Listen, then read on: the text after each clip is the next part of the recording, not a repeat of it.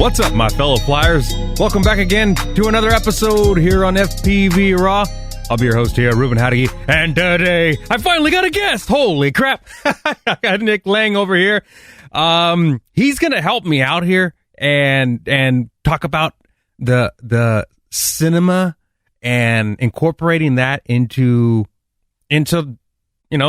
production type stuff. What he's got good ideas. I have no experience in this. So he's going to help me out. What's up, dog? What's up, man? Great to see you, dude. Like I said before, when we hit the record or prior to this, man, I've been talking to myself for I don't know how long, and like I said, it's good to talk to you. It's good to talk to somebody. Yeah, it's good to see your face. You got to share that with the world, man. You know, and stunning HD. Yeah, it's only on Skype. It's only for Skype folks. That's awesome. And possibly when I start streaming here. There we go. What's up? Sweet. How you been? So I've been great, man. I've been watching your feed. I know you've been busy, and your production company and shooting the style, what people want. They want that nice flow, that fluent shot. So share your knowledge with us, like my listeners and possibly listeners out there who are quad operators, right? They're like, how can I get involved in this? Yeah. So I've been flying, DJI aircrafts since 2014, 2015. Yeah. So, like back then they didn't really have this kind of HD quality in such a small form factor. Mm-hmm. And since I started flying actually the Tiny Whoop, I've kind of realized I was like, wow, when there's an HD camera on this Tiny Whoop, it's going to change the game. Oh, yeah. Because you're going to be able to move a camera in any kind of space that you want and, and be in HD quality. So, it took a little bit for the technology to get there. But then, guys like Andy Shen, when he came out with the Squirt frame, I think that kind of changed the game. So when I saw that frame come out and Nurk started using it, I think we all kind of had a similar video that we saw, that Japanese school video where they were flying through the trees and then they go through the school. That was crazy. So like when I saw that video, I was like, all right, it's here. It's time. It's about damn time. That's what it was. Right? It's about damn time. So I didn't even get it at that point. I was still kind of late to the game. I just got my, quote unquote Cinewoop, as it's known, in May of this year. So since I've had it in May, I just kind of went all out with it, to be honest with you. I mean, it's the most fun that I've ever had flying, especially because now that I'm using it commercially, it's something that, like, when I started flying Tiny Whoops, I had this kind of like vision. I was like, someday I'm going to be sitting in a living room flying an HD aircraft, doing real estate videos, and I'm going to be happy. It's going to be amazing. Yeah. Like, cause like DJI stuff, it's fun. It's like you get cool opportunities and big gigs. Like that's a lot of fun. And, you're part of really cool projects, but there's something about flying, the Cinewoop, that it's 100%, your creative approach, right? Like you're in the goggles. There's nothing more immersive of a flying experience. And, you're flying around in a commercial space. And sometimes I have to think like, this is insane. Like I'm one of the luckiest people in the world to be doing this. Like this is crazy. Oh, yeah. Well, also the cool thing about that is like you have the goggles on, right? We're not you looking at the monitor.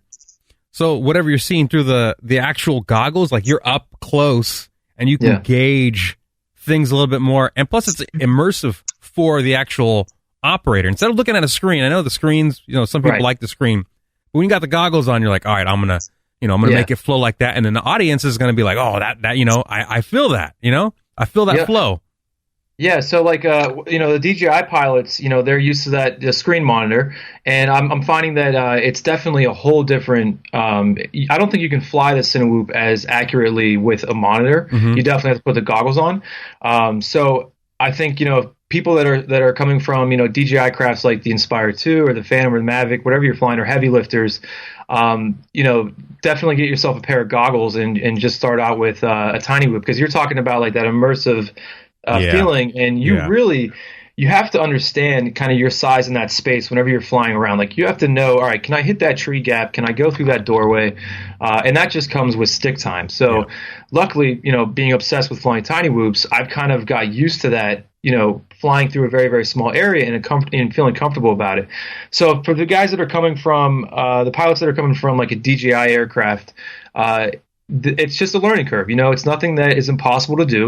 The people that are doing that stuff, they already have the creative vision of flying a drone. The same principles apply. You're still framing your shot. You're still working on timing. Timing is actually the biggest thing. I mean, if you want to separate yourself from other pilots out there, work on your timing of the shots, work on your editing of the shots, because I see it almost as, someone flying a DJI Inspire 2, there's only so many things you can do with it. If your subject is awesome, 90% of the time you're gonna have a sick video, right?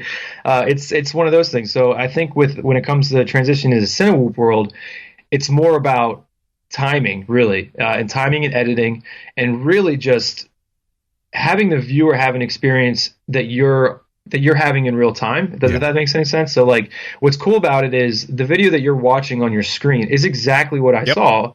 Just in a way better resolution until I get the DJI set up pretty soon. But that's what's cool about it, man. It's not like, there's not a director saying, oh, Nick, fly over here, and oh, fly over here. Like, oh, you know what? Let's, pan up, pan down. Everything that you see is 100%, me flying with absolute control, just being immersed in that, bug. You're a freaking bug. It's insane. It's like you're flying around like with no limitations. Well, one thing that I notice is a lot of these cinematic shots and a lot of these videos are done by us, pilots, us operators, right? And I kind of don't, but a lot like you and other guys who do it a lot have a one-up step above the DJI guys, right? Above the guys that have done all that time. They've been using nothing but monitors, and they don't know how to fly under goggles. Absolutely. It is a learning curve. So I think the people out there, the listeners, the mini quad operators, you guys got a straight up few steps ahead of the game. So you got to take advantage of that now. 100%. You could not have said it any better, man. Like I tell my local friend pilots, I tell pilots that message me on Instagram, I'm like, dude, you guys have the skill set. Like I can't teach you how to edit in person. Well, if you're local, I can. Yeah. But you really do have the skill set of flying, and that is something like you just said. You're already ahead of the game. People when you're flying a DJI, the directors and producers are still kind of like in shock sometimes. Like I'm shocked that they're shocked. I'm like, this has been around for a while. Yeah. So when you're flying like an FPV quad, like guys that are doing it every weekend have been doing it since the early days. It's second nature to us. We almost forget that it's not easy to do. Our memory makes it easy to do. But I tell guys all the time, I'm not someone that's looking at people that message me as like competition. I'm saying, look, if you have the skill set, man, I'm going to encourage anybody that messages me to say, you know what, dude, go out and do some stuff for free. Put yourself out there. Get a Cinewhoop first. Practice, of course.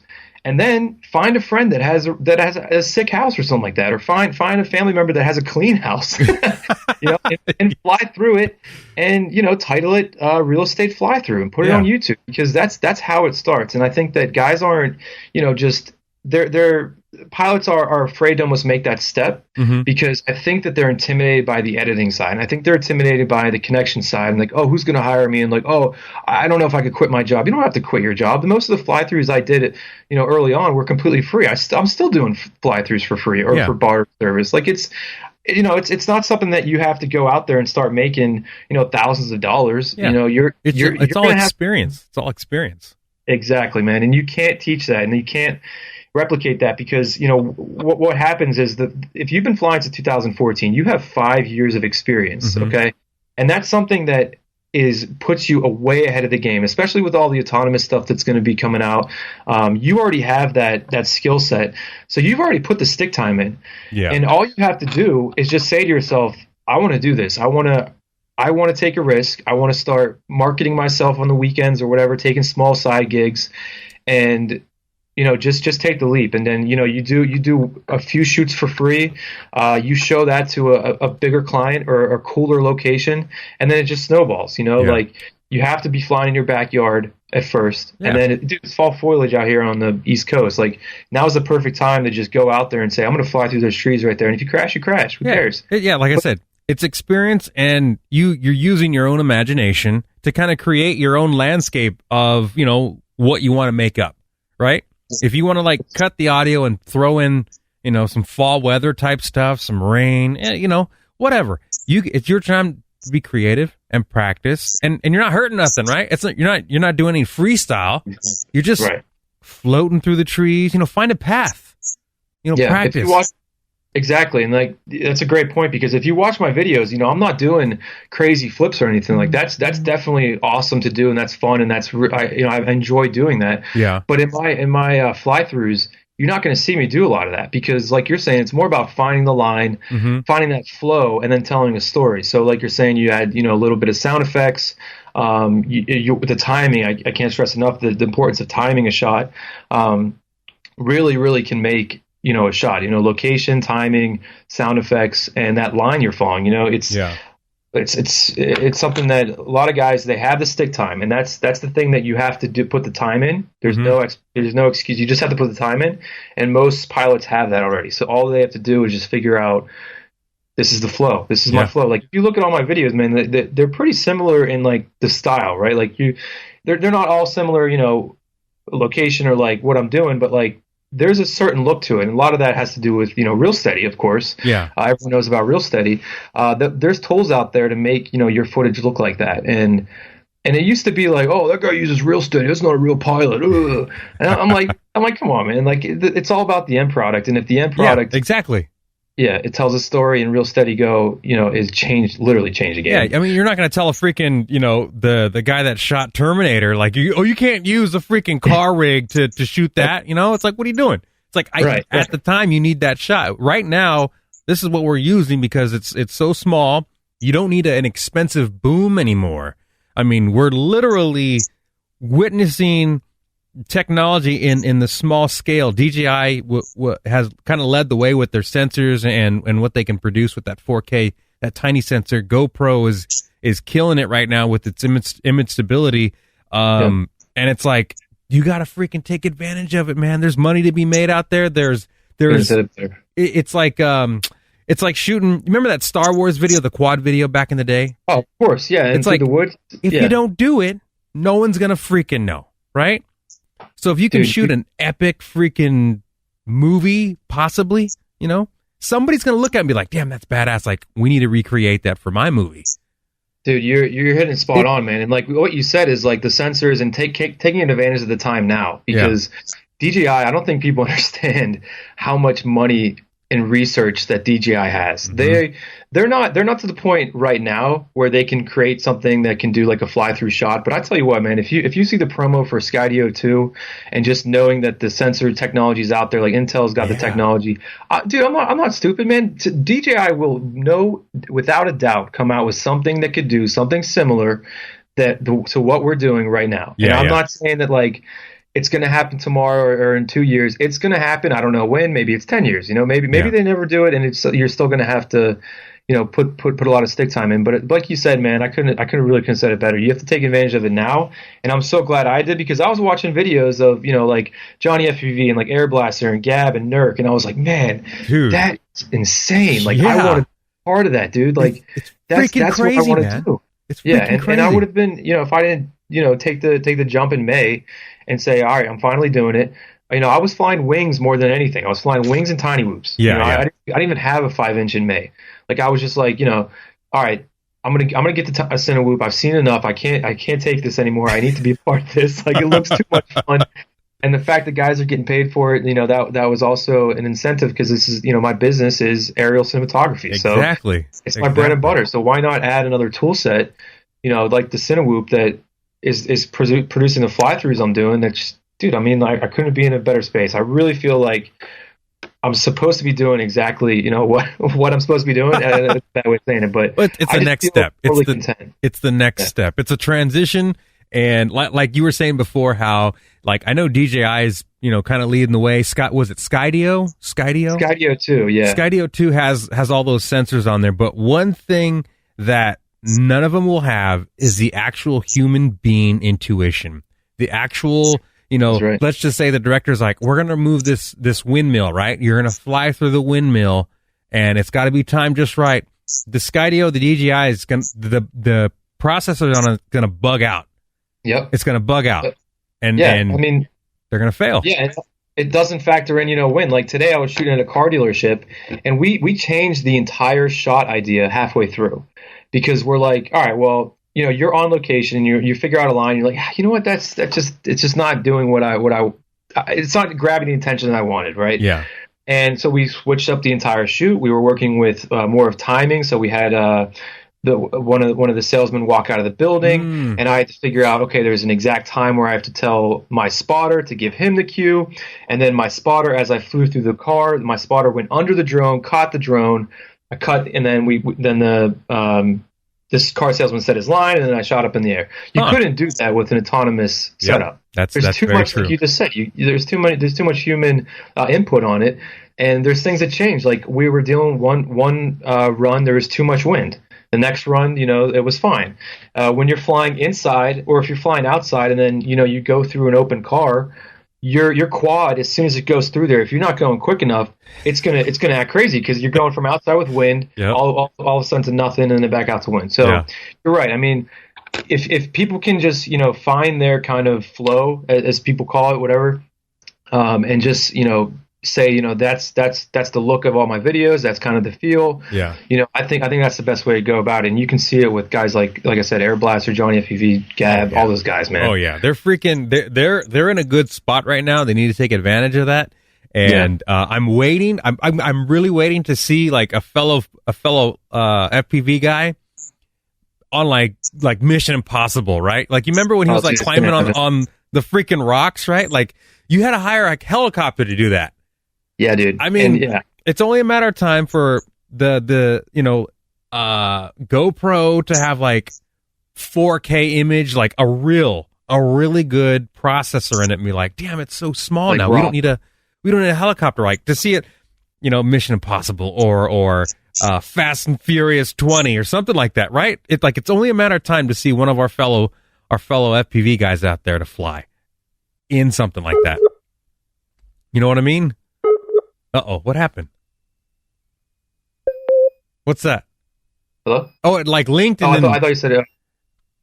It's like I don't know, like the connection was bad. Oh, is it still going? It's going. It was kind of like making weird noises. I hear it a little bit. You hear it? It's a high pitched something.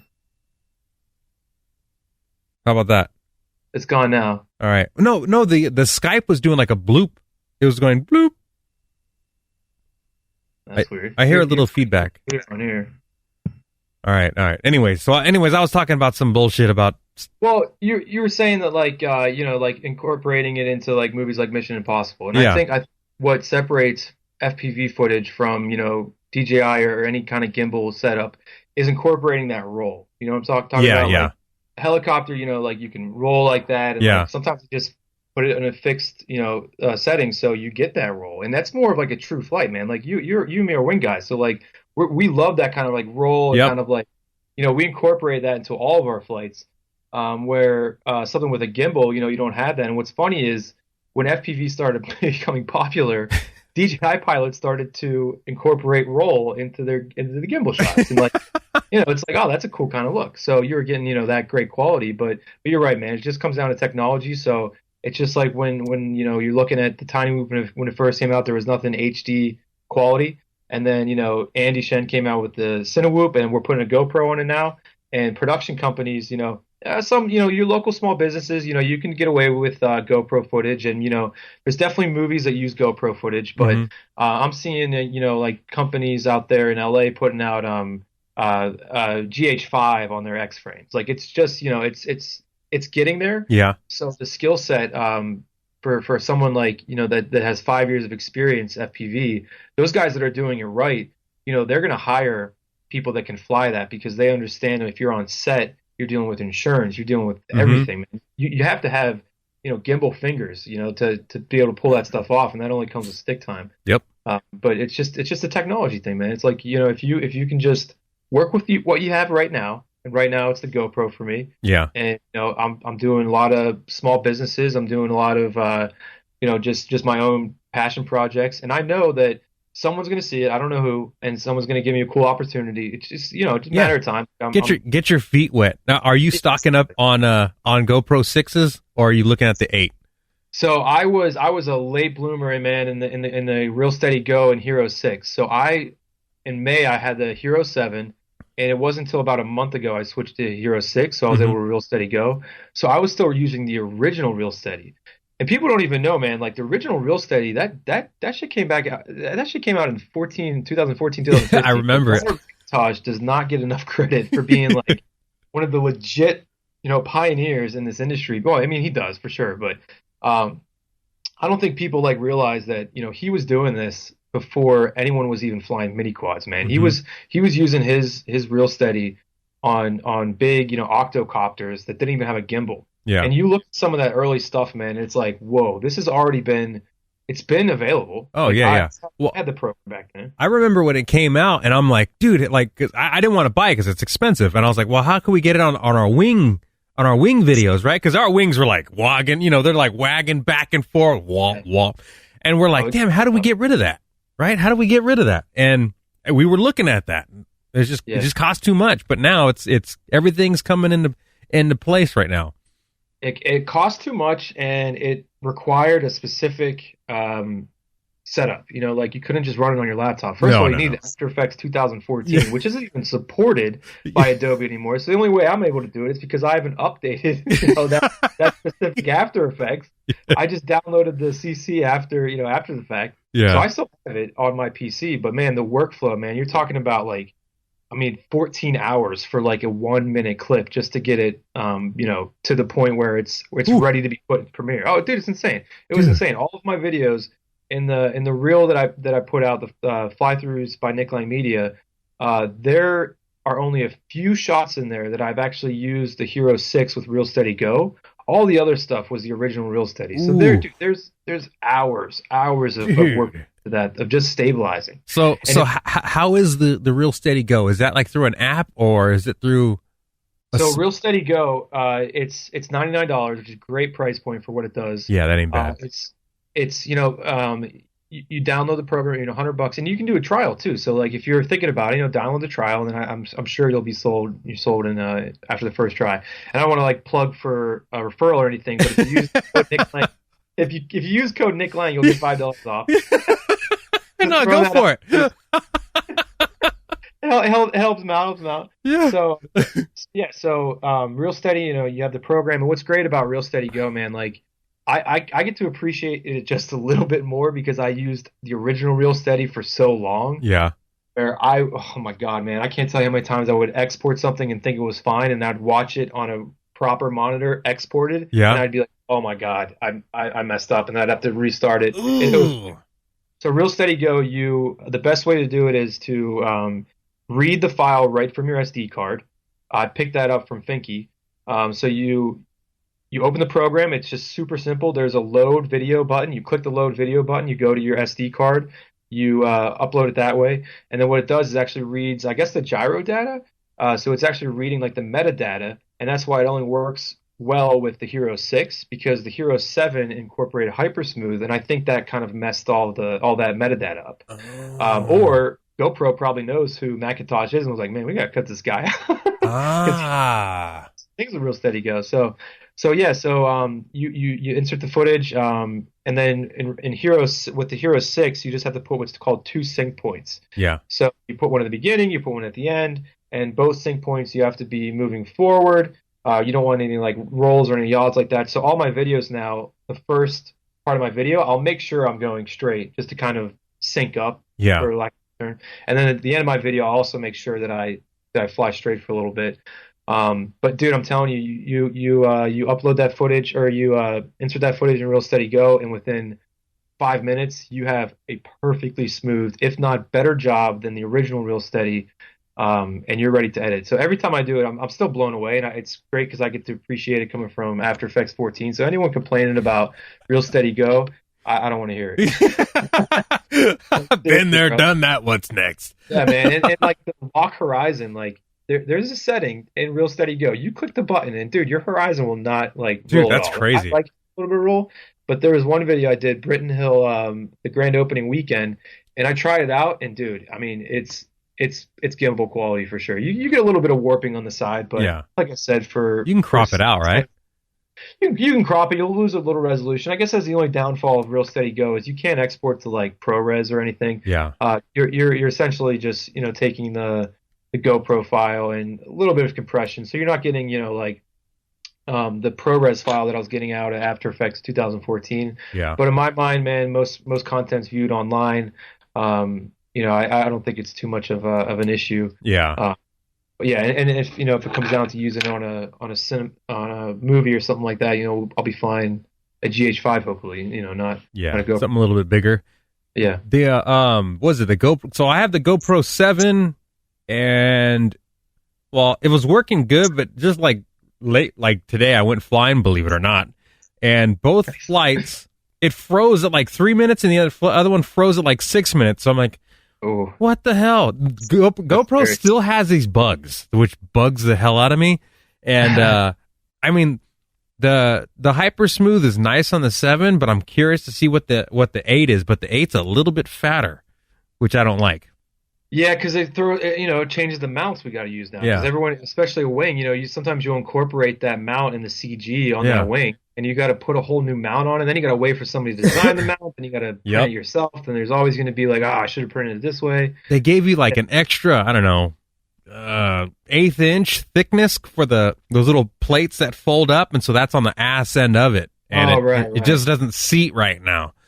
And so it's like, oh man, like I don't care about the clip. I can care less about the clip. Yeah, I don't mind buying that added thingy. Yeah, the clip is cool. I hear what you're saying. The hypersmooth. What's not great about hypersmooth is it doesn't like yaw. It doesn't like yawing as much. So when I first got the Squirt V2, I was shooting up at my buddy Dave's house, and it was the first time I ever did anything like planned. Right, where I was like, all right, we're gonna go into the woods. We're gonna shoot this ATV. It's gonna be awesome. And I thought hypersmooth was the way to go with After Effects. But what happened was it embedded this twitch because I was yawing too quickly that it just hypersmooth couldn't handle it. Ooh. So what happened was it almost skipped the frame and the footage was unusable. So I was only able to use a little bit of it, and it was some of the coolest stuff I've ever filmed. Oh. And it's like, from that point on, I turned off hypersmooth. I put it in 4:3 and I shot in 2K 60. So I'm not even using the full, 4K. Now with the Hero 8, I think don't quote me on this, but I think you can do 4K 60 4:3. I think, and if that's the case, then that's going to be awesome because that's just going to up the quality as well. But that's important to understand though, is shooting in 4:3 is actually better because Real Steady Go already kind of stretches your footage. So a 4:3 image, it's not like it's cropped. I don't know how to explain it technically, but shooting in 4:3 is definitely wise because Real Steady Go will warp your image a little bit. Yeah. So if you expect that and you just shoot 4:3, then it's not going to look as obvious. See, that's good information. Like somebody out there is going to figure it out and be like, oh man, I'm keep getting these bogus files. It's not rendering properly. So good tips. I don't know about this stuff. I don't use that. I never used it. And what I'm realizing is I've never had this many pilots reach out to me and say, dude, I love your work. Like, what setup are you using? How are you getting that? And to me, I was in that position, man. Whenever I was like first starting and I was looking at guys like Johnny FPV and all these guys that were just killing it, man. And I was like, that is crazy. That's awesome. It's like, I want to do that.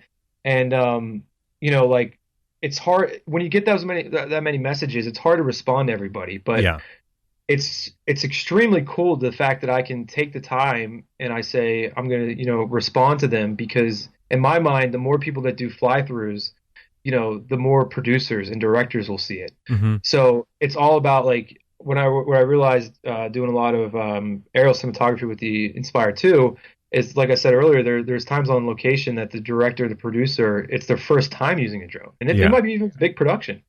So the education's not out there, and like just the style, what the Cinewhoop and FPV quads can do, some people just don't know. Mm-hmm. So the more people that can do it, the better. So every time I see like a clip go viral, like Cinequads had that sick BMX jump. Yeah.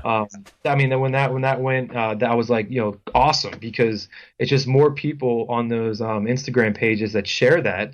that producers follow, that directors follow, and then that gets their mind thinking. Because I don't own a movie production company. You know, I'm a one man. Uh-oh. It stopped. It's doing it again. Why is it's lagging out right now? Well, the good news is I'm recording it on my Zoom. So yeah, I'll find it. The audio will mash up. It'll just listen to us like, what happened? I don't know why it did it. It's the second time it did that. Yeah, that's weird. Are you recording? I'm hardwired. Oh, okay. Yeah, I'm hardwired. I don't know why it's doing that. Maybe it's just the Skype connection or something. I don't know. Yeah, more than likely it's a Skype. It usually does that if it's like a high traffic time. Oh, yeah. So everyone's watching porn right now. Saturday, exactly. Well, my neighborhood runs on a node, so everyone's like feeding off this fiber node. Oh, okay. Yeah. Just a bunch of extra wires showing up all of a sudden. Like, I'm like, what the hell's going on now? well, it's like the node's like pretty much right in front of my house. There's a big old bullet thing, and it's right under there.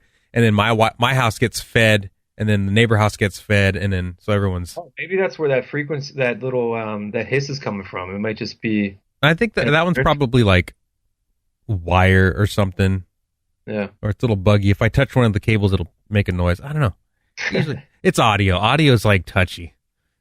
Yeah, and I don't do as well. What's cool about the fly-throughs is I'm kind of finding this new love of adding audio to my videos.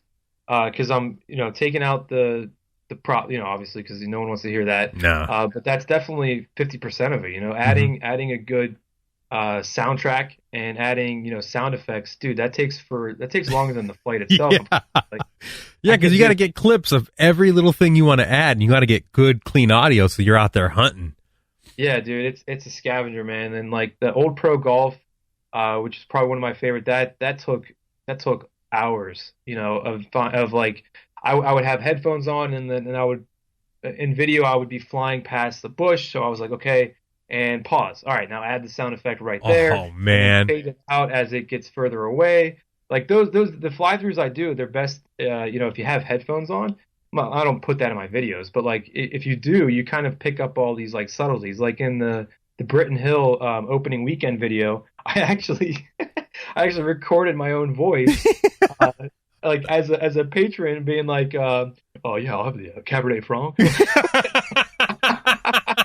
So if you listen to that shit, dude, you'll hear like my voice, and like at one point I'm like, "Oh, check out that view," like cheap stuff, man. I can't listen to it now, but it's fun, man. Like, adding that stuff and just separating yourself from what's already out there. That's the biggest thing, man. Like it's going to get saturated. If anything, I learned from the DJI, revolution or whatever you want to call it. Is it's going to get saturated. Yep, it's still going to get saturated. So right now, 2019, if you're any kind of FPV pilot that just isn't even thinking about it, dude, go and get it. And just if you need tips, hit me up, because if I can help you, even just make a cool video, great. But if I can help you, quit your 9 to 5 or whatever, I'm not suggesting that, but I'm saying that if you can get to a point, it's not unrealistic that someone can get, that kind of production quality, and then, reach out to their local small businesses. And I think they'd be surprised, man. Mm-hmm. Like the real estate market's not used to it. A real good niche is like 15-second videos.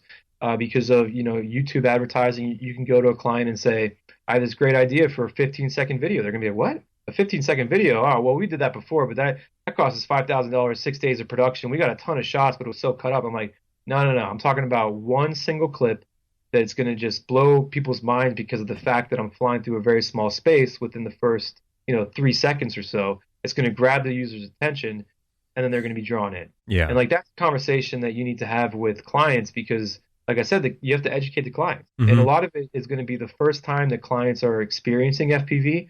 So you have to make sure that it's a good experience, of course. You have to make sure that you're not crashing, because you don't want to be like, oh my God, this looks dangerous. I'm never going to call banging through my walls. Yeah, man. Like you have to be prepared for sure before you start, expecting people to pay for your services, but it's not impossible for sure. So any time that someone hits me up, I'm like, dude, whatever you need info wise. I'm not somebody that's competitive. Like I'm saying, share the wealth, man. There's so much work out there because this entire new field. Oh yeah. Entire new field. New construction. I mean, videos for movie theaters. Hey, we got those new lounge seats in. Turn the lights on. Give you a 15-second clip of your new, theater. And then add in some audio. This is what it sounds like with Dolby Audio. It's like, oh man, all kinds of stuff. New amusement park rides, all kinds of stuff. That's a goal of mine, man. I'm reaching out to. I work a little bit with Sesame Place in Philly. Outside Philly.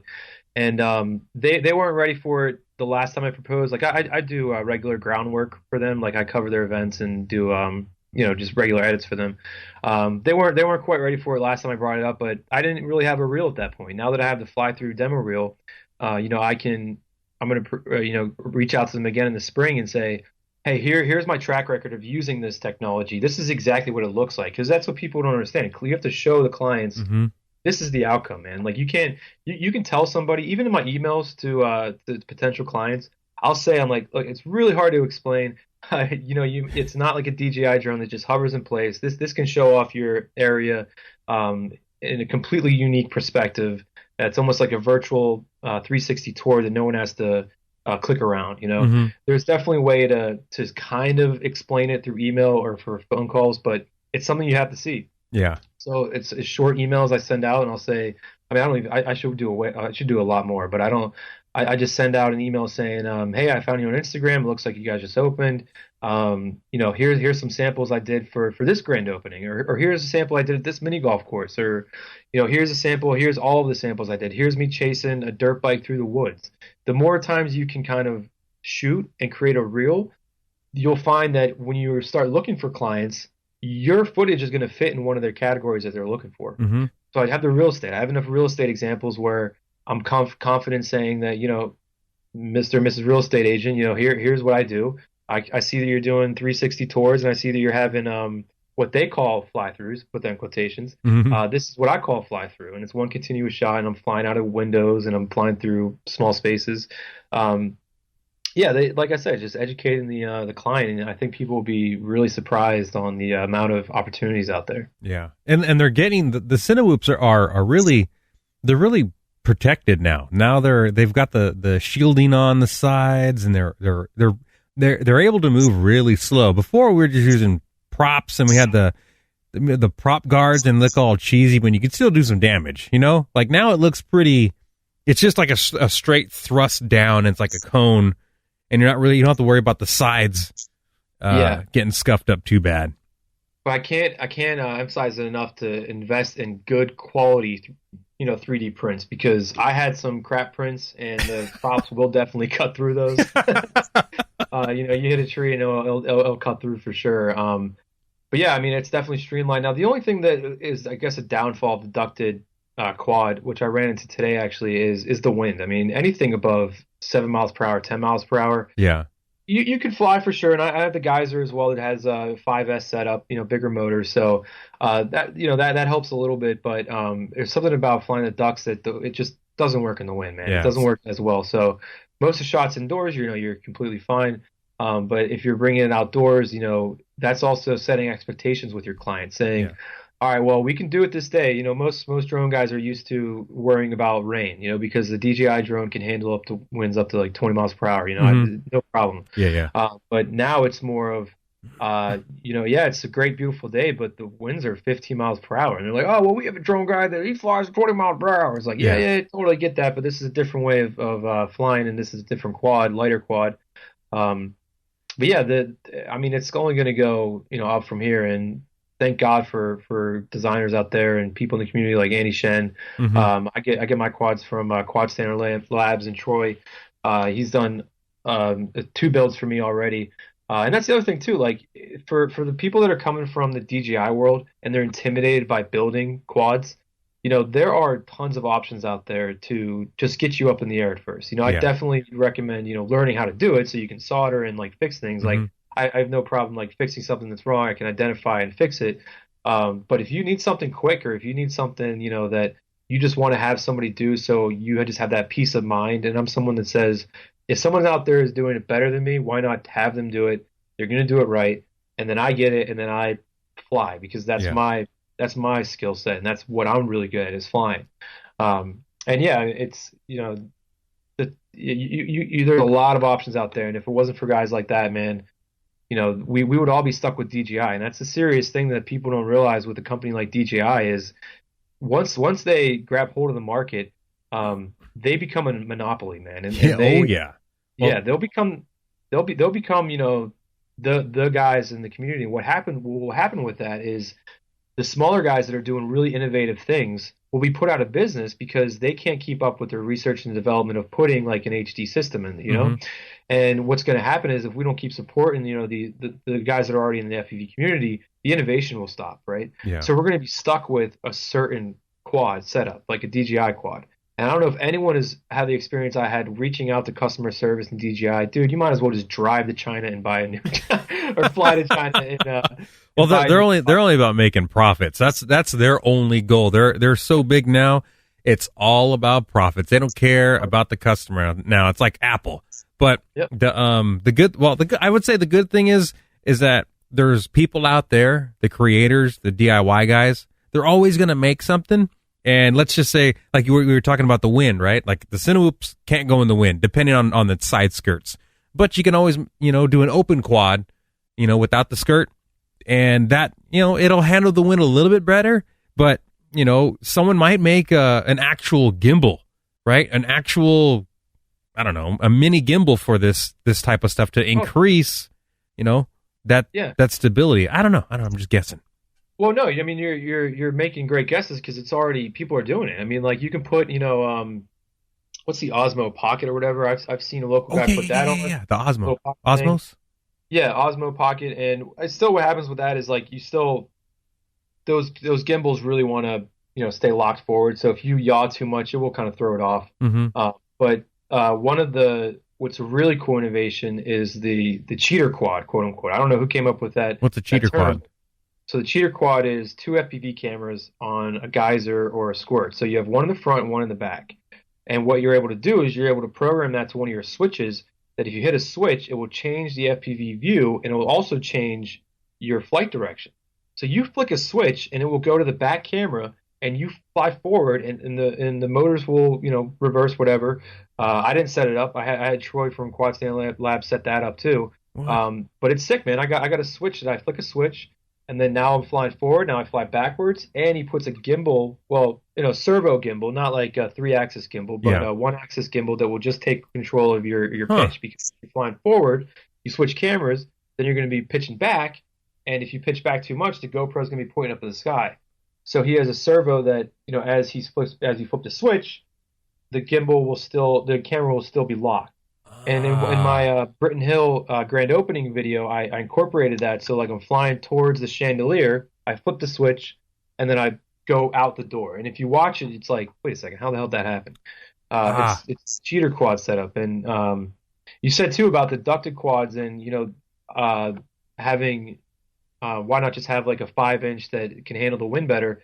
The thing what's great about ducted quads is you can fly around talent. You can fly around soft subjects. You can fly in through a car and not be worried about, God forbid, you hit one of the seats and it hit that Gucci leather. Yeah, dude. Game over. Yeah, man. Like I don't know if you ever had like a racecraft prop back in the day, but man, those things could just cut steak if you wanted to. It was just so sharp. So yeah, I mean the ducted quads are great for that, but I forget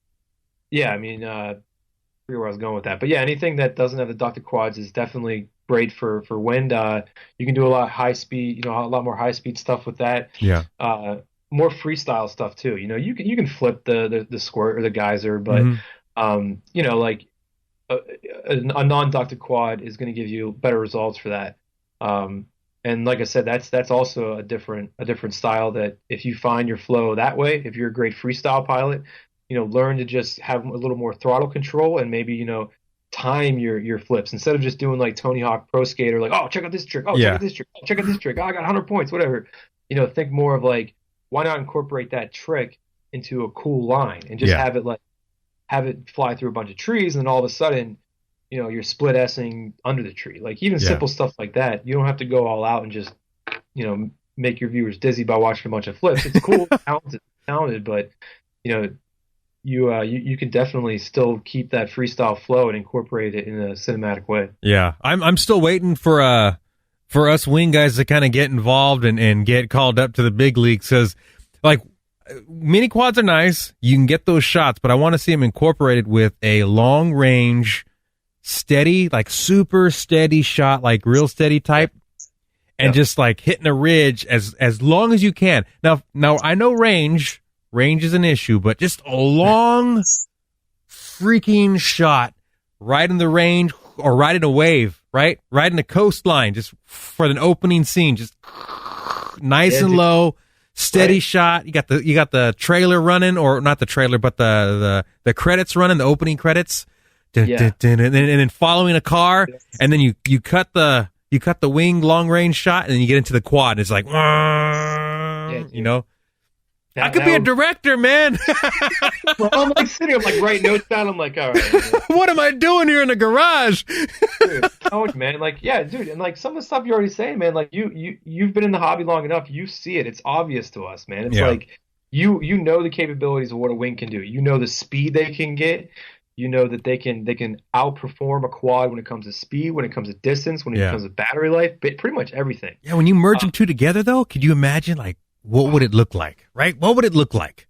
Insane, dude. It'd be insane. So, like, it's just a matter of time, man. The opening sequence, like, you nailed it again, man. Like, it for scenes where you're chasing a helicopter through a valley. Oh, you need that speed. That's why they're not using drones, because it can't keep up. Yeah, because they need a helicopter. But a wing, can keep up. Hands down, it can keep up. Well, dude, like a $120. Dude, I don't know the exact speed of like some of those helicopters, but yeah, man. I mean, I like some of these 6S setups. Like, dude, I've had to take cover when Hugo's flying. I thought that thing was going Mach 10, bro. And someone, like hit the deck. Like that speed, man. Like anyone that's ever seen it for the first time, they're always just have the same like they don't even know what to say. They're just like, what am I watching? Like that is something that is at a speed that I'm not even used to yet. It'd be fun to make a not a higher speed, but like a decent, good speed Cinewoop. Well, I would call it a cinema quad more likely for speed, and then like an actual like a wing for speed, strictly for some stability, right? Yeah. Just using the techniques that you guys know how to use with the 6 and the real steady go. Yeah.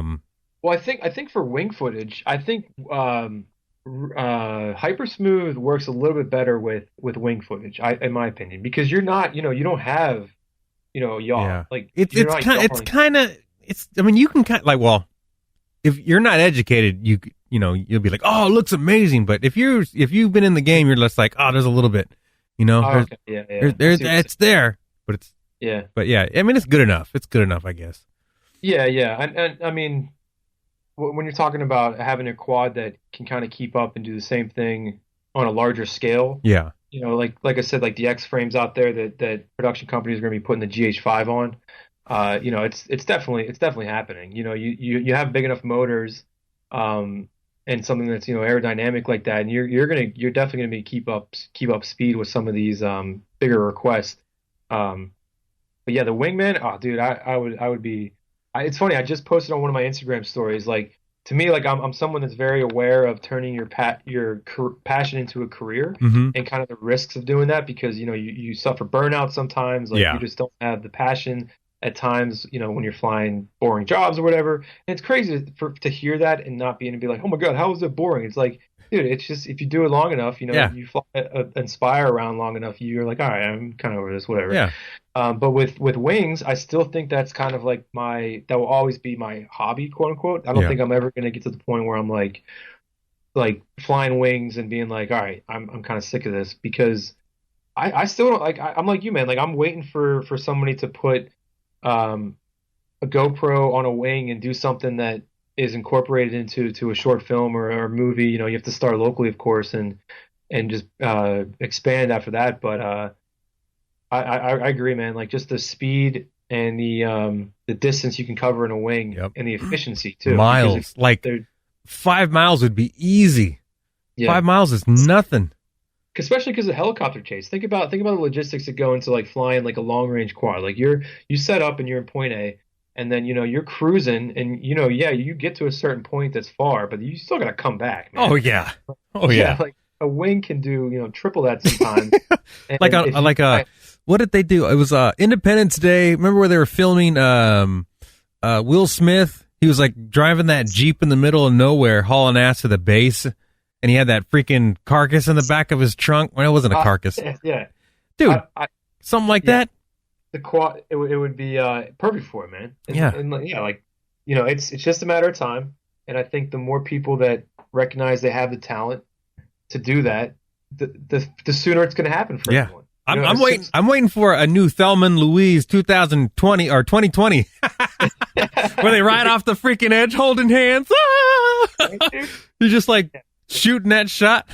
Yeah, and it's crazy too. Once directors and producers catch on the amount of money they're going to save, like I don't want to put people out of business, but like CGI people that do a lot of CGI work, people will be surprised by the amount of movies that are filmed in front of a green screen these days, or filmed in front of like someone wearing a mask of cameras and like dots all over the face. It's not like authentic as it used to be. Like it's not like you're watching a play. It's like Teenage Mutant Ninja Turtles, man. Like that was straight up prosthetics. That was straight up makeup, like, dude.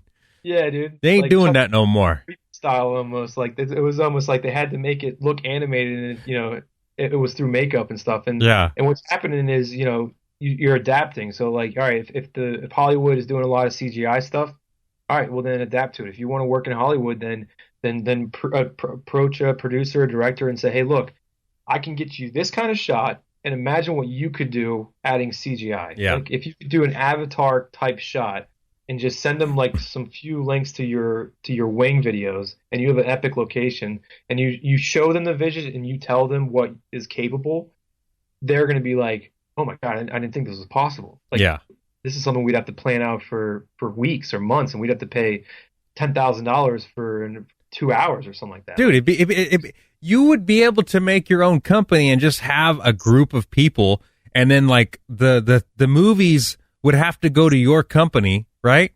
Nick Lang Media, dude. They'd be like, all right, we need this shot, and you're like, oh, I know that guy. I can send him out on that shot, and then another company would be like, hey, we need this shot here. Oh, okay, I got another guy open. He can go handle that job, right? They're all skilled, right? You're getting fellow hobbyists who are skilled. Be like, you send them out to the job site with, a few, tools, and he's got different things for that job. He's got that guy going out to that job with different assignment, different tools. We'll call them tools, but you know what I mean. Yeah, yeah, that's a perfect way of saying it. I mean, dude, it's like good money. I'm kind of blown away by you're something like you're reading my mind, because that's exactly where I see it going. Is if you specialize in this kind of flying, then and you get the word out there, and then you're going to get a lot of people requesting it. And I'm not going to be able to do every job in the country. Yeah. Why not bring on the people that I trust as pilots? Yeah, you can have your own firm. Exactly, dude. So like right now I'm Nick Lang Media, and I'm okay with that. And like it's just me, and like I'll hire a second shooter to do groundwork or whatever. Mm-hmm. But larger scale, if this fly through stuff really picks up, I've already bought the domain name Fly Through Media. So like I'm ready to go with like branching out and saying, if this gets big enough, then why not create like a network? Like I've been in talks with a few people, kind of thinking like on the same kind of terms. And it's funny because I think everyone has that idea of like, why not just create this ecosystem where everyone's doing fly-throughs, and then the FPV community with our network, we already know the guys that are doing it, and we already know working with them is awesome. So why not create this kind of like network? And I think it's possible, man. I think and like someone like myself that's not concerned about competition, or someone coming up to me and saying like, oh well, I'll just figure it out myself. Like I'm not going to give Nick Lang Media work because he's a competitor of mine. Like that, man. Well, whoever's thinking about that, you got to look at it like this, all right? Right? Nick Lang Media, right? Let's just say you're doing it. You got people to work your job. You got contractors working with you. You got fellow flyers. And if they're thinking that way, you got to look. You're doing something that you enjoy doing. You're around fellow pilots, fellow operators, right? Real airplane pilots don't like us like us calling ourselves pilots, but operators. Right, exactly. And you're working with people of your community, right? Then when you're done, you can go bullshit and fly 3D at an abandoned park or whatever, or at a movie set. Hell, Tyler Perry just bought a freaking humongous movie set production studio place. It's bigger than all the guys in LA. Dude, it dwarfs them. A little insider info about Tyler Perry. He's an RC guy. Oh, really? He's got. I know a guy that was doing some work at his house, and he was saying that he has a hangar of RC planes, dude. So like guys like that have production companies, those are the type of connections that you want to make and say, all right, well, dude, I already know that you understand flying. Check this shit out. Yeah. See, the crazy thing about that, because Tyler Perry was an underdog, right? He didn't get the high credit that he should have. Now, right. He's probably done some weird stuff in the past, but it doesn't matter. He's very creative, and yep. he's always been the underdog, and now he has this production studio that dwarfs, is it dwarf the right word? That towers over the cinema, the Paramounts, right? The Universal, it dwarfs theirs. Or and what's great about not dwarfs? Dwarf's not the word. No, I think it's right. I mean, you know what I mean. I know exactly what you mean. What's great about Netflix and Hulu and this online streaming platform that is becoming more popular than going to the movies is you're able to have these smaller production companies, right? Mm-hmm. So guys like Tyler Perry, can say, I got enough money. Why don't I just make my own production company and just do my own thing? And that's what any kind of anyone that's been in Hollywood for long enough, their biggest complaint is oh man, the studio shut this down, or the studio shut this down, I can't do what we want to do, mm-hmm. because it was such a monopolized. I'm stuttering on words too. I don't know if that's the word, but it means the ideas are flowing right now. That's what it means. Yeah, dude, the excitement. Yeah, so I mean, it's so obtainable now to know, one person that might know another person that might know another person, mm-hmm. and then that person is producing something on Netflix. Yep. It's very easy to kind of create that ecosystem and realize that ecosystem. So anyone that's starting, if I could give any real tips, with my experience in starting with DJI stuff is, don't burn bridges and don't be that guy that thinks, you're top shit and it's your company or nothing, because what's going to happen is those guys are known and, yep. You don't want to be one of those guys. Yeah, you don't want to be those guys. Yeah. No, man. It's something like a new industry like FPV. People that are getting into it, I just want everyone to be aware that you're pioneers, so you have a responsibility to kind of set the tone for how this industry works, how this industry is priced, how clients expect there to be a certain professionalism on set, and just understand that don't look at it as I'm going to get every job, man. Realize that there's tons of work out there, and the more you can do that, and the more you can collaborate with people and have that kind of open door policy and work with people and just build your network, mm-hmm. you'll just be surprised after a few years. It's not going to be, it's not going to be day one you're going to get all these crazy connections. Oh, yeah. But it's going to take some time. It takes some time, but it's worth it. It's totally worth it because, just to have that peace of mind and that ability to reach out to big companies and say, hey man, I got an opportunity, man. I'm not in the area, you're in the area. Let me float you this work. Mm-hmm. You do that, and then that company is gonna be oh shit. I mean, Nick just floated me this $10,000 gig. Holy crap. Yeah. Thanks, dude. Yeah, man, dude. It's persistence pays off, and that's what you got to keep doing it. You got to keep, like we were saying before, practice shooting those videos. Just get better, and you keep doing it. Someone's gonna see it. That's all. Yep. That's all it takes. Somebody's going to see you. And that's what's great about FPV, man. Everyone is flying FPV. They're flying it because it's a hobby. Mm-hmm. The majority, 99% of people are flying it because they absolutely love it. They're not out there. They didn't get in. They didn't sit there for 12 hours and build a quad because they were thinking that they were going to get hired on a Hollywood movie. They built it because it was enjoyable, and then they were like, "Holy shit, I can fly in my backyard." That is insane. Yeah. I mean, that's kind of like what I want to see is I want to see someday big quad racing, big wing racing someday, something like that. And then I want to see our peers make it big, and when they make it big, be like, yeah, I know that guy, right? And then they're gonna invite you over for a barbecue and you get some free food.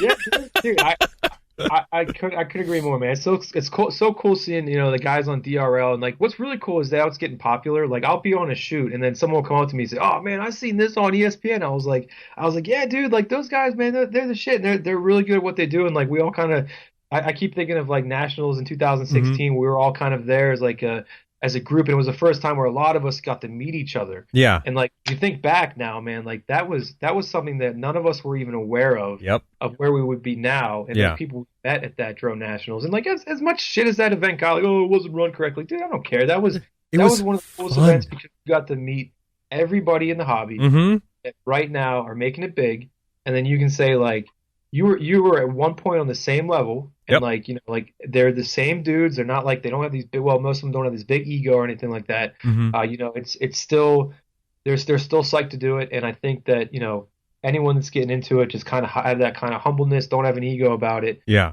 Still have fun. And if you're having fun, what you'll find out is clients are attracted to passion, especially with something like this. It's so saturated with usually artsy fartsy, directors like EPs. They're like, move the camera, do not touch the camera. We can't have that. That's inappropriate, man. Yeah. I mean, you have to have a certain level of professionalism for sure. Yeah. But don't forget that like you said, man, you're flying for fun, and like clients, like I said, are attracted to passion. I'm starting to do a lot of education stuff with a new division called Team Flight Control, where I'm going to be focusing more on like educating younger pilots to fly, telos and just micro like tiny whoops and everything like that. Yeah. But I had an expo last week, and it's like we do it so often that you kind of forget this is new to everybody. Yeah. The biggest compliment that I got that made me feel like really amazing was people were saying like, you guys are so passionate about this. Like I was able to invite some tiny woo pilots in the area, and the comments were across the board. They were like, dude, it's so nice to talk to somebody that's like passionate about what they do. And like, you don't realize that because no one's walking up to you every day saying that. But when you're in an environment where you're able to show something that you do for a living and someone else sees it and they've never even thought of that career choice. Yeah. To see that kind of like inspiration, or maybe it's just that light bulb where you're talking to a kid in high school and you're like, dude, the video games you're playing, that skill set can translate over to this. And they're really like, what do you mean, bro? I'm like, I'm telling you, like this could be something that you become really, really good at. Here's how you do it. Or here's how you start. I'm not going to say, I can't tell you how to do everything because it's a lot of user and pilot input that's going to make yourself different from the rest of the people out there. Yep. But if I can at least say to some kid, dude, this is possible. I'm doing it. Lots of people are doing it. You can easily do it yourself. And just to have that little conversation, dude, that could be like 10 years from now. That could be flying, like we said, a Mission Impossible movie. Yep. And like his memory was, I was at this expo and this guy Nick was telling me about how cool tiny whoops are, and like I bought one that day. Yeah, that's the kind of stuff that makes me excited. As someone from the fly throughs. That's that stuff right there. That's it. So that's it, man. Talking about it and just basically sparking an idea for somebody out there. That's what it is. Like usually I rattle off a bunch of random shit and like my opinions, my thoughts are always flowing. I can't help it.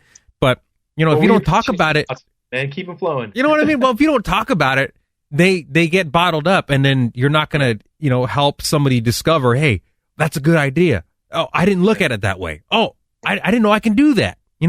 Those little things help. Yeah, and once you start reevaluating like what really actually makes you happy, like you could have a gig where you're shooting for Netflix, you're making $5,000, $8,000 a day, whatever. You're getting paid. That's super cool. I mean, that's awesome. You're able to pay your bills. But I don't think people experience enough the fact that you can show somebody this is something that's attainable. This is something that you can do for yourself, and this is something that you can make your life better. If you're able to say that to somebody, and that actually pans out, and they actually do that, and they take your advice, and then their life turns out better, and then you meet them 5 years later. I don't think people even can fathom what that feels like because they don't recognize it because to us it's just fun. It's a hobby. We think everyone else does it. But I think that the more you can, evaluate what happiness is to you and say, it's not about the money, it's not about that. It's about finding that inspiration or inspiring somebody to do something that is going to better their life.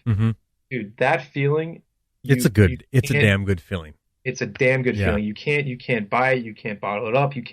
All you got to do is you got to be humble, and you got to just be an open book when it comes to this stuff, and then you'll figure out, wow, that felt really amazing. And it doesn't matter if what you're making at that point, because what's money supposed to do? Money's supposed to make you happy because you have the freedom to do whatever you want. Yeah. You don't, you're not going to make millions of dollars. Why not find that same feeling another way? Yeah. That's what advice. A lot of people kind of don't see that. They just want to get, they kind of like, oh, well, I should be getting paid this much. I should be doing this much. It's like I said before, like we discussed, is you have to keep doing it to show everybody, that's your passion. You got to keep doing it, man. You got to keep doing it. You have to keep doing it, man. And like, hey, you have to keep doing it, and you have to keep posting. And like, it took me a while to kind of like figure out that, content is content. Content is king. Yep. And, you can do a few gigs, whatever, but, if you're not posting constantly, you're not putting yourself out there, and you're not, appearing on people's feeds. So, there is a little bit of that, like you definitely have to promote a little bit that way. But dude, people will realize if you do Instagram stories, it's super easy to promote yourself. I mean, you don't have to put any crazy, dude, the stickers. I have more fun posting Instagram stories than like sitting there for 20 minutes trying to type out, my Instagram post. I'd rather just have a funny photo, type in a funny word, and then put a cool sticker on there. Yeah. You find out that when you on the little bottom it says seen by. That increases, and it's like, maybe that's my following, and then people message you that way. Man, just promoting yourself, staying humble. Don't think about the money, because people will be surprised, man, on my fly through demo reel, how many of those gigs were just me being like, hey, I'm going to do this for you because first of all, you have a cool location. And secondly, I don't have a product to show you. So what am I going to, what do you expect me to just be like, hey, pay me this amount. Oh, what are you going to do? I'll show you later. Yeah. Like you have to show them some kind of thing that's similar and a similar look before they're going to buy into it. Yeah. And plus it's going to benefit you because now it's part of your reel. Right? Exactly. That's part of your reel. It's another clip for your social feed, which is always nice, right? Yep. It's more people seeing you. It's all everything. It's all paying off. So if a listener out there can get a piece of information, it's just you keep doing it. Somebody's going to see it. It's experience. You're going to learn something. And it's a brand new hobby. Since if you're listening to this, you're into FPV, or you just like listening to me bullshit for all those months. But what I'm saying is, you're gonna learn something. Yeah, definitely, man. And it's like what we were saying earlier, like just adapting to it. Like adapting to what the market is out there. So right now, Instagram is a lot of stories. A lot of content, and people don't understand there's an algorithm to Instagram. You can't just post once a month and expect people to like your stuff and comment on your stuff. You have to put the work in. You have to say, all right, here's my video once a week, whatever. And then you have to comment, which is also great because it just, exposes you as like someone that's just interested in the hobby. And then you're commenting on a big profile. And then there's an interaction and they're like, hey, you know what? They said something really nice about me. Let me check this stuff out. And then like you build your network that way. Like, it's just figuring out the algorithm that Instagram and Facebook has set up and just adapting to it, and don't be an asshole. Well, people ask, like how do you do it on Instagram and stuff like that? I don't think people realize I have over 2,500 posts, 2,500 posts, and that is that's a lot. Now this is a small niche market. I mean, you got to just keep posting every day, like twice a day, every day. And then when you get to the amount of following that you want, you just start deleting the old ones or deleting some random ones. But it's a grind. It's a grind. You've got to promote yourself. You have to, and like that's why I get like frustrated when like people are just like, oh, no one's watching my stuff, and like, oh, no one's watching my YouTube videos. It's like, well, first of all, who cares? Because if you're not like, dude, I don't even know how many subscribers. I do not have more than 500 subscribers. I got about 30 well-produced documentaries about drone racing that get 20 views. I don't care. I'm doing that because I love doing it, and I'm doing it because I love the stories that are in FPV. I love documenting them, and I love editing, and I love shooting. And now it's fly, and I don't care how many views I got on YouTube. Yeah, it's the fact that I'm doing it and I'm watching it, and I'm a fan of my own work. So I'll be like, that's a cool video. Yeah. I like watching it. I don't give a shit anybody else does. Yeah. It's like, the success will come if you have that kind of, if you don't set your expectations too high, you're never going to be disappointed. So like, you're not going to, if you go out there and say, oh, my goal is that this video is going to get me 30,000 views. You know, like dude, I fell into that cave or that ditch once. I put out this fly through the trees up behind the art museum, and I put like this cartoon effect on it. And it was like this Area 51. It was around that time. Okay. And me, I thought, oh man, this is gonna go viral, man. This is like, man. And like, of course, dude, it didn't go viral. I got like 200 views on it. But I thought it was the coolest thing. I was like, oh, this is kind of funny. But you know, it's like, and then you realize like it's not about that, man. It's about you know, putting the content out there, and people will see. You know, if you're putting the content out there that you yourself enjoy, people are gonna just naturally enjoy it because you're expressing yourself in that way. And that right there is unique. If you're out there being like, oh, I want to be the next Johnny, I want to be the next Air Blaster, and you try to mimic that, they're gonna look at the feed and be like, I've seen that before. Like, I've seen that, whatever. But if you just go out there and be like, you know what, I want to make a video that I want to watch later.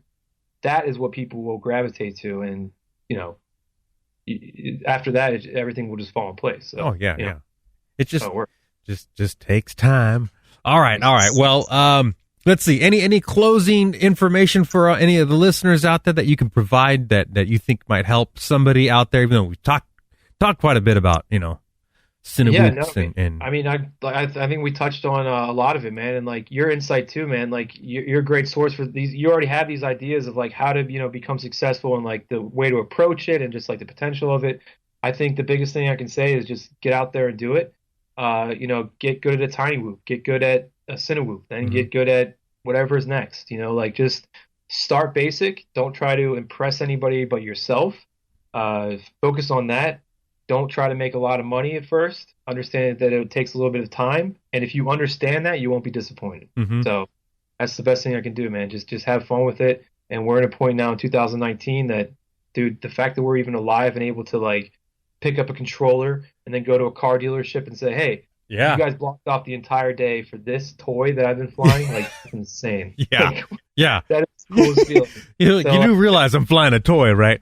And it's good. It's like there's no hiding it, man. Like even you show a client a monitor and they're like, this is so cool. It's like watching like old TV. It's like you have fun, man. You have fun. You realize that everyone, you know, human. We're not all these uptight people that think, you know, they got to be impressed. You know, it's all about having fun. And if you have that, it will just attract the type of business that, you know, you're eventually you're meant to seek out or whatever. You know. Yes, indeedy. All right. Well, Nick, I appreciate it very, very much. And like I said before, it's been a while since I had a guest on here, and I know the listeners are gonna be like, "Oh, thank God he's not talking about." No, your rambles are legendary, bro. I still remember the one about dehydration, man. Like I took that to such heart, bro. Like like I literally have like coconut water in my car at some points. Like after I'm like, dude, I'm going the Ruben diet, man. Dude, like, just in case, man. Coconut water, Pedialyte, dude. You're a garbage fan, dude. If I'm walking around with Pedialyte, it's because I heard some shit on your podcast being like, hydration, bro. You don't understand, and I'm like, you don't know, man.